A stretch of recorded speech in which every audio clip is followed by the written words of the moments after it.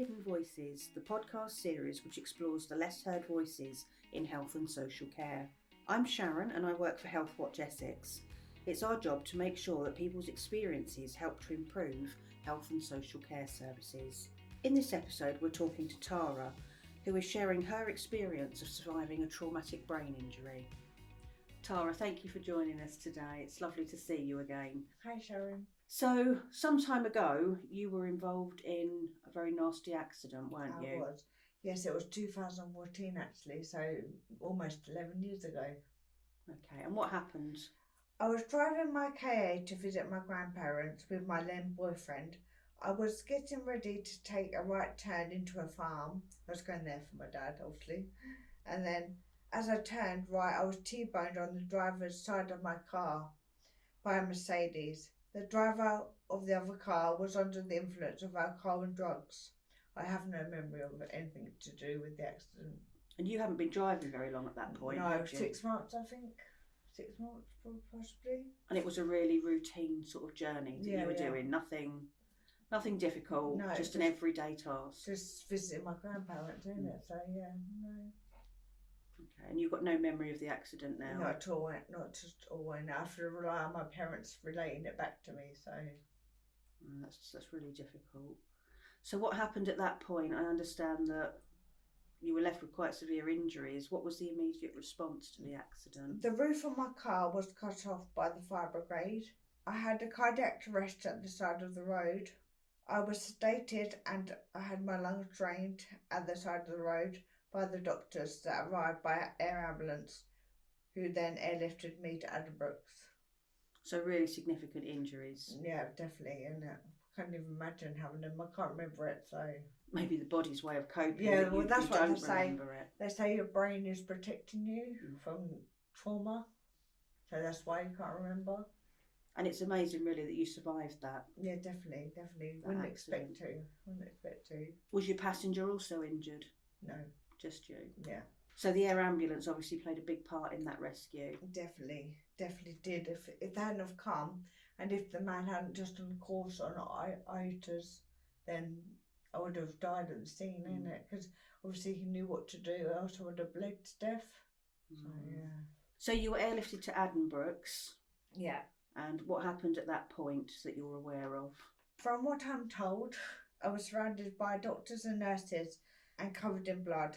The first thing Addenbrooke's had to do was repair my severed aorta with a stent. Without this being done, I wouldn't have survived. I also suffered injuries to my brain. My cerebellum was also damaged and my frontal lobe. I had swelling on my brain and had a bolt inserted in my head to measure the swelling, which is still there. You can still feel it a bit. I had a fracture in the neck and had to wear a brace. I had a bar inserted as I had a broken pelvis to repair it. I had a tracheostomy as I was in an induced coma and was not breathing for myself. I had a peg inserted as I wasn't eating or drinking. I had to learn, eat, talk and get mobile again. And up until this point, life had been what we class as relatively normal. Yeah, I worked at Braintree District Council. I did an apprenticeship there and they kept me on. And my life was all planned out for me, really, innit? But living at home with your mum and dad at that point, just enjoying life. Yeah. And everything got turned around. Yeah, in one moment, everything's gone. And it's something that could happen to any of us, isn't it? Yeah, definitely. You're just going about your business and suddenly the actions of somebody else just has this devastating impact on your life. Yeah, definitely. I arrived at Addenbrooke's on the 9th of February 2014. I had to go into emergency theatre. While I was in Addenbrooke's, I went into a high independency ward. I was on a rehab ward before heading to the Common House Rehab Centre in Norwich from the 21st of May to the 26th of July. So that's quite a long time to That is a long time. And that must have been terrifying for your family. Yeah, definitely. They were with me every step of the way, though. Do you remember them coming to the hospital? Well, sort of. I've been told. Like, my mum didn't drive at the time, so she had to get a train, and to get a train to Norwich from Braintree is quite quite quite long. a journey, Yeah, isn't so it? she actually decided to learn to drive in the end, so that's a good thing, I guess. Okay. So you had a lot of intervention there Yeah, definitely. for your injuries. Yeah, And what was the recovery like in the short term? very, very stressful. Mm. Stressful at the time, isn't it? Because I couldn't do anything that normal, 21-year-olds could do. What do you sort of remember first off from coming round from the induced coma? What was your knowledge of what had happened to you and the effects? I can sort of remember being at home and like my parents being there, so yeah, I can remember that bit. And obviously, therapy was arranged privately in my house because the accident wasn't my fault. So obviously, I got some compensation for it, and they paid for my recovery. Okay. Do you remember when you were told the extent of your injuries and what the effects would be long term for you? Not really. I just kind of gathered because I couldn't walk like normal people. Mm. I thought, right, this isn't good. And I was trying to learn to walk again. And the doctors all said that I wouldn't walk again. But I walk at home independently and then I walk with Revo later out and about because I'm not familiar with the place. Mm. So, yeah. And when did you understand that actually you'd acquired this brain injury? Oh, God. I don't think it still doesn't feel real, innit? It still doesn't feel real at all. But I reckon when I come home in like an ambulance, I thought, oh God, this isn't good. Yeah, that's when I realised. I reckon. So, is there anything else you'd like to tell us about your treatment in the hospital? I was just going to say I cannot fault it whatsoever. I wouldn't be here now if it weren't for the hospital, and I really appreciate all the time they took. And the nurses were lovely because obviously I had all blood in my hair. One particular nurse, she got all the blood out of my hair and then she straightened it, and I thought, oh, so lovely. Some nurses are lovely. That little things like that, they're not even little, but they matter, don't they? Exactly. It's how you feel. And make you feel, obviously, I don't remember I've been told, but obviously it makes you feel good at the time. So yeah, I think the nurses deserve a lot of money. A lot of recognition as well for what they do. Definitely, ain't it? They don't get enough in my eyes, ain't it? So when you got home, it was a long road ahead. Well, yes, it was a very long road ahead, ain't it? And what did that look like? Just lots of therapy, lots of therapy in it, which is good. But I didn't have to go anywhere because they come to my house. But it still took a lot of, because I couldn't walk to be with, so it was a lot of work to do, innit? Was there other things that you couldn't do anymore as well as walking, which is obviously a really significant one? Yeah, not really, and being cook obviously and clean and stuff. But yeah, I'm learning to do that now, so that's good. The rehabilitation side of things are still going on. And it's a big impact on you on a practical level. Yeah, obviously, definitely. you couldn't go back to work. No, I missed work a lot because I loved it, but the thing is, I still volunteer now, which gives something back to charities and stuff. So yeah, I mean, I just started volunteering for Age Well, which is to keep lonely old people company. So that's quite nice. Yeah, that's really nice. What about the effect on you as sort of family and friends are concerned? Were they a great support? Or? Oh yeah, my family, my dad still struggles with it now. He still gets emotional thinking about it because he just doesn't get what happened to me, innit? It's not fair. Yeah, I know. They feel very helpless, ain't they? So does my mum. There's nothing they can both do in this situation, is there? So they both would do anything for me. If they could have this on them, they would take it. Do you know what I mean? Of course.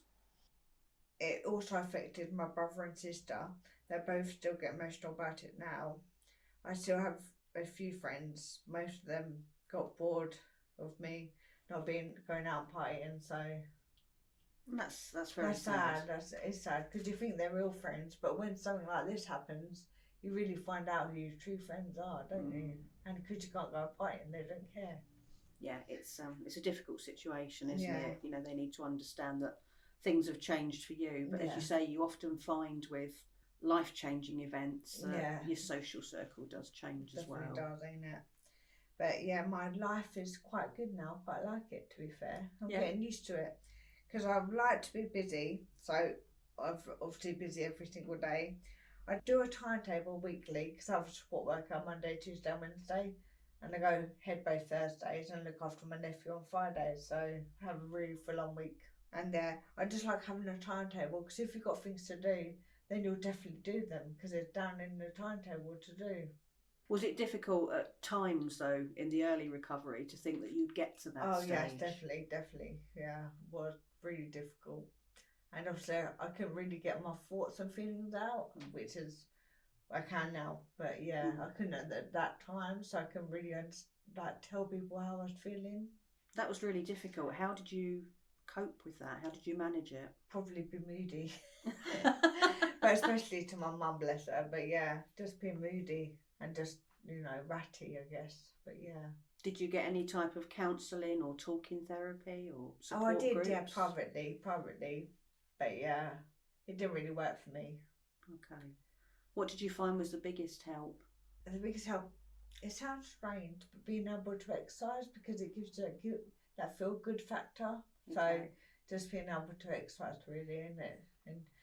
And telling my journey, because I go to Head Bay on Thursdays, and you'd write your journey out, and I just love doing it and telling people about it.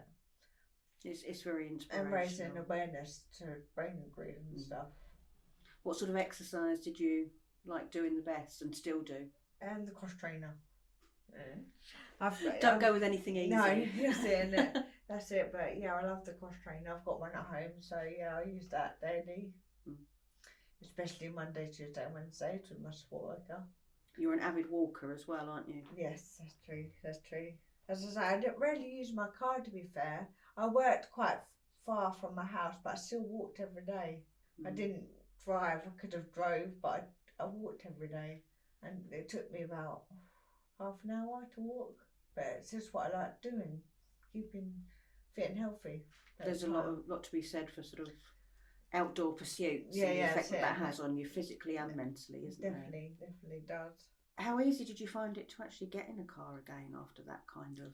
I tell you what, quite easy, because I don't remember. I don't even remember passing my driving test, which is sad, but I don't remember at all. I remember getting my first car, because it was a little KA with leather seats. I was very happy about this, but yeah. Me and my dad looked around loads of garages, because I was getting it second hand, ain't it? And I saw this car and I was like, I want it. Yeah, that was the car you had the accident in. Yeah. It's sad, but it's been and gone now. And you can make people happy by showing your journey and making them feel like they're not alone, if you know what I mean. Because, as you say, it could happen to anyone. It's a huge thing to come to terms with, isn't it? Yeah, going from being a working woman with a really active social life to literally everything changing. Yeah. In one action. Yeah, definitely. On a Sunday afternoon as well. So yeah, that was strange. But you live and learn. Hopefully they lived and learned too. Well, we would hope so. Yeah, wouldn't we? We would hope so. Yeah. Do you know what became of the driver? Was there a prosecution? Yes, he went to jail. He did go to jail. So that was something. Did that give you any kind of sense of justice? No, not really, because it didn't get very long. So you think, well, what's the point? He didn't, he didn't learn this lesson. He's only going to be in there for a little while. Because he got like 3 years or something, and you only do half the sentence, so it's not justice. Because but it makes it feel sad, because if I would have died, he would have only got that much as well, isn't it? So it's ridiculous. I think then they need to have longer in prison to think about what they've done. There is a huge disparity when it comes to driving offences, isn't there? Definitely, isn't it? I think they should be much more longer. But the sentence on you is lifelong if you want to view it like that. Exactly. I've just got to work hard every single day, which is tiring. Your motivation is outstanding. You've got a real fighting spirit, and that probably went a long way in helping you survive this. And that's the thing, you wouldn't believe me before, I was quiet as anything. My mum and dad thought it would just crumble. But it's brought me out myself, and I like to do this. So where did that determination come from, do you think? I think it come because I don't want to be just in bed doing nothing, I think. And I just think it's what I didn't want to do. So I wanted to be active, be out there and do stuff and make my life worthwhile. So what does life look like for you now? Oh, busy. What's a normal day for you, if there is such a thing, Tara? Well, I wake up, have my breakfast, take my dogs for a walk with my sport worker. I've got two French bulldogs. Yeah, we take the dogs to the walk to the park, and then sometimes I go for a long walk, but sometimes I have a personal trainer, a new personal trainer. So yeah, he's really good. I really like that. I like going to him, and I'm going to go to him once every 2 weeks now. His gym, and the thing is, this gym is amazing. You get lots out of it. So I think I'm going to go there now. Okay, brilliant. And you've got a really good relationship with your support worker. Yeah. And my mum and dad as well. So that's good. You do a lot of walking with your support worker? Oh yes, we do lots of walking. I'm even taking on the challenge of walking 90 km in February. Wow. So yeah, for Headway. For Headway. Yeah, I don't know if I'll do the completely finish it, but I'll work as hard as I can to You're get going to close give it to your best shot, aren't you? Yeah, that's it. And working with charities, as you mentioned earlier, has been really important to you, Definitely, hasn't it? And Headway, because they've been a key to my recovery. I've been going there for ages because I love it so much. And you meet lots of amazing people there as well that are also going through trauma or been through trauma and stuff. So yeah, that's nice. But you were a little bit reticent about going there in the first place, weren't you? I was, because the thing was, I hadn't come to terms with my injury yet. So I was thinking, these people are going to be strange. I'm not going to enjoy this at all. But I enjoy it every Thursday. I love it. It makes my week going there. It's a new social circle for you. Yeah, definitely. Definitely is. That's really good. And the air ambulance too is. Oh yes, really definitely. They're really cause. important to me. As I said, I did a sponsored walk for them, and it took me a long time because that was a few years ago. It probably wouldn't take me so long now, but as I say, when I first started my journey, I thought, I would have raised money for them. I wouldn't be here if it weren't for them, and they don't get the recognition they deserve at all. And they save lots of lives, I guess. So yeah. Yeah, they're an essential service, aren't they? And they don't get any fun. Well, they're charity, so they don't get any extra money. So it is all donations that keeps them going. Okay. So what now? As you say, you're nearly 10 years on. Yeah, well, I'm 10 years, 11 years. Nearly 11 February, years on. In February. So I just think keep going Headway, keep doing my thing, keep doing presentations because I love making presentations. So yeah, just keep making them. Just spread the word that, you know, what I've been through. If someone's on the start of their journey, they could get to where I am today if they just fight, you know. There are still challenges for you today. Yeah, definitely. I mean, I still can't walk completely independently. At home I can, but outside I have a rhodator, so I need to get rid of the rhodator really, but that will come. That's on the cards, yeah, is that's it? on the cards, but yes. Working hard on that one. Yes. And what about your family? How are they doing now? Yeah, they're doing really well, thank you. As I say, my brother and sister, they've both bought houses in Colchester. I'm moving to Mersey with my mum and dad, which I'm really excited about. The walks will be amazing. And the dogs, of course. Oh yeah, and the dogs, of course. So when I move to Mersey, it should be good. And you found the nature there, the environment. Yeah, because I've got a caravan. Helpful, haven't you? I've got a caravan there at the moment. I just think I could just walk, just walk on my own and stuff. Just do what you got to do by the seaside.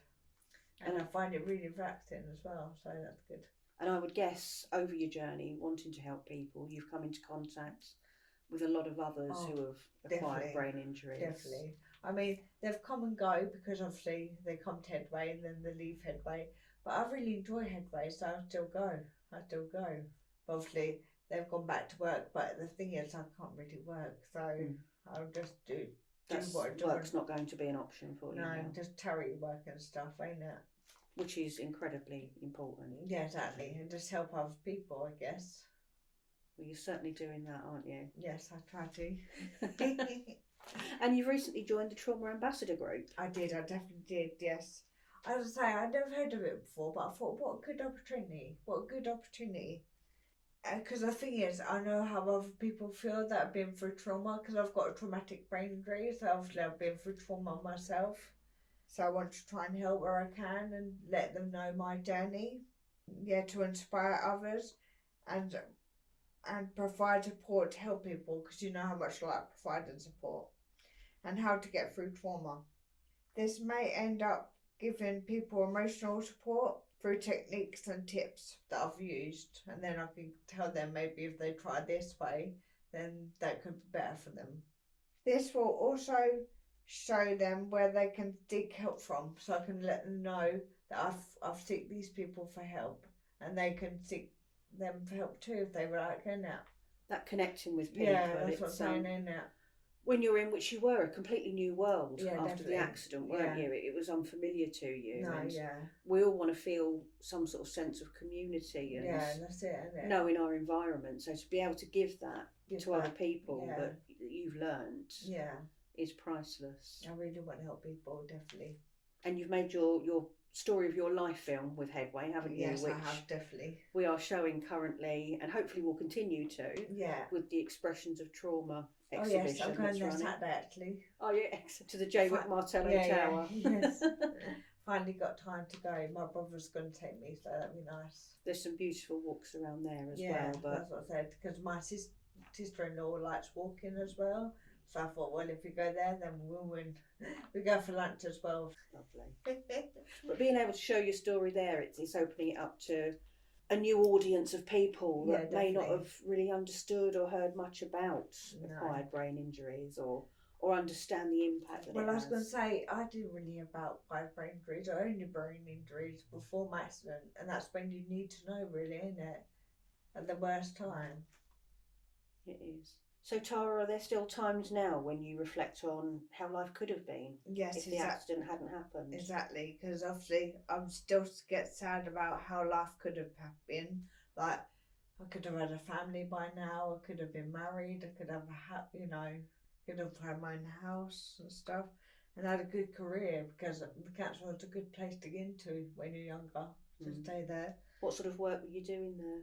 I did operations, which is to do with like dust carts and stuff, and we worked on a computer on a program called Seawall, and like people phoned up and said our bin's not been collected. We put that on the system, and then obviously send the people back to do it. So and I really enjoyed that.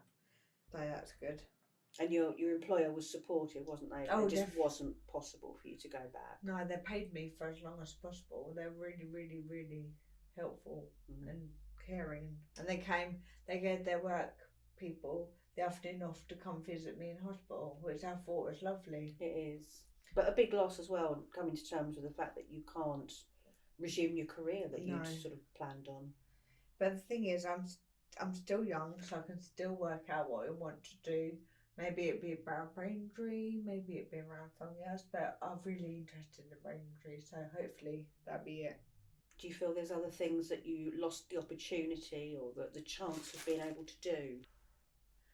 I guess yes, because I was really, really good on the computers and stuff, which I still am now, so obviously I could have pursued my career in like computers maybe. But now I just like making presentations up and stuff. So yeah, I really enjoyed that. And you also do your own podcast. I do, yeah. So how did that come about? Well, I just thought, you know what, I want to do something that people will find interesting, like younger people, maybe in the younger circle. So I thought, I'm going to start a podcast. So I got myself a little mic. Yeah. And did all that, and my sister-in-law thought the name Neuro Nonsense, which I think is amazing. Neuro Nonsense. So what do you cover in your podcasts? Well, my recovery really, what I found helpful, and the things that people should do with brain injury maybe, but just give them pointers, they haven't literally got to do it, but just tell them what I did and what I found useful from it maybe, because I keep a diary every single day and I write down what I've done, which I find useful, obviously for my memory, and just say what I've done. And that must be useful in seeing how far you've come. Yeah, definitely, yeah. Because my mum actually keeps all my diaries, so she can look through them, and obviously I've been writing more now that I'm getting a bit better. And I have a gym at home, which I do 3 times a week, and I also have a personal trainer. I go to his gym, so I'm a very active person. If I could be more active, I would be, but I don't think so. And because the main thing is fatigue. I get very tired if I've had a busy day, but I usually go to bed after my lunch, just have a rest, In the rest my brain, afternoon to rest. Yeah. rest my brain for a bit and stop thinking, which I never do. And then get up and start all over again. My mum said, "You literally phone me as soon as you wake up." I was like, "Yeah, but I've been asleep, Mum. I've got things to say now." And you'd like to do more presentations to help raise awareness and understanding of brain injury? Yes, definitely. And like, you could maybe do one on fatigue, just to say the feelings of fatigue and what it feels like to have fatigue. Because it's very hard to explain, to people what fatigue is. Cause like many things, you don't understand unless you've experienced it or someone close to you. Exactly. Because they say, "Well, you've done nothing. Why are you so tired?" And it's not that. It's your thinking and the processing information. You think, "Well, that's enough for me, thank you." Yeah, it's it all takes more effort, doesn't it? Yeah, that's it. So, just going back to what your life is like now, Tara, what else can you share with us? Well, as I told you before, I do a routine. I do a timetable weekly, and I stick to my routine because I'm that kind of girl, I suppose. You like order? Yeah, I'm an order. I like to get things done, so I haven't got to worry about them. Being a routine helps me to stay positive because you think, right, I've got this to do, I've got that to do. I can't lay here being sad. Get going, isn't it? It would have been understandable though if you did get quite sad. I would imagine, many people in your situation would find it hard to come back from this on a mental and emotional level. I was going to say, that's why I like to keep so busy so I don't have time to think. That's where people go wrong. They think too much about the situation and think what they can't do rather than what they can do. And people can bring positive when there's a negative. It can be hard to achieve sometimes though, can't it? Definitely. You've got to have the right mindset, I think. The right mindset. And when things have happened to you that are absolutely no fault of your own. No, that's it. In your situation, it's hard to come to terms with, I'm sure. Definitely. What advice would you give to somebody that's perhaps earlier on in their journey of coming to terms with having an acquired brain injury, or their family and friends? I just say stay positive. You never know what might happen and what people might do. You've got to stay positive in these situations. There's no time to be negative. What can family and friends do to help? Just be there, really, innit?